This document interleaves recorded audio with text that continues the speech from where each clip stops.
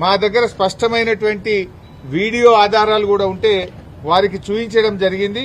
ముఖ్యంగా fake ID కార్డులు ఇబ్బడి ముబ్బడిగా ఏ రకంగా ఫేక్ ఐడి కార్డులు తయారు చేశారో ఇప్పుడే వారికి సుదర్శన్ రెడ్డి గారికి మన రాష్ట్ర ఎన్నికల అధికారికి ఈ వీడియో కూడా చూపించాం.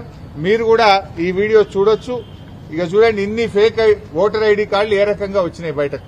ఈ ఓటర్ ఐడి కార్డులు ఇన్ని కుప్పలు కుప్పలుగా బయట ఎట్లా వస్తా ఉన్నాయి. ఇదే కాకుండా ఇంకొక వీడియో కూడా ఉంది, ఫేక్ ఐడి కార్డుల వీడియో. అది కూడా వారి మొబైల్ కు పంపాం, వారికి చూపించాం. చూడండి, కుప్పలు కుప్పలు గుట్టలు గుట్టలుగా ఫేక్ ఐడి కార్డులు ఈ రోజు బయట ఉన్నాయి. ఈ గుట్టలు గుట్టలుగా ఫేక్ ఐడి కార్డులు ఏ రకంగా వచ్చినాయి, మరి ఎన్నికల అధికారులు పోలీసులు ఏం చేస్తా ఉన్నారు, ఈ ఆధారాలన్నీ వారికి చూపించాం. చూపించడమే కాదు, వారి మొబైల్ కూడా పంపాం.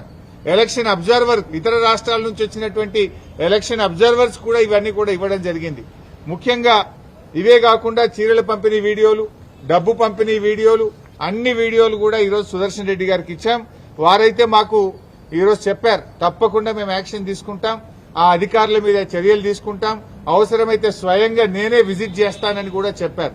ఇలా యూసఫ్గూడలో కాంగ్రెస్ పార్టీ కార్యాలయం నానుకోనే పోలింగ్ బూత్ ఉన్నది. అసలు కాంగ్రెస్ కార్యాలయం అనే షిఫ్ట్ చేయాలి, పోలింగ్ బూత్ అనే షిఫ్ట్ చేయాలి. గోడనే అడ్డం 100 మీటర్ల లోపు కాంగ్రెస్ పార్టీ కార్యాలయం ఉంటే మీరు అక్కడ ఎట్లా పెడతారు polling booth? Either you shift the polling booth are shift the Congress party office అని దాని ఆధారాలు కూడా వారి ముందు పెట్టడం జరిగింది.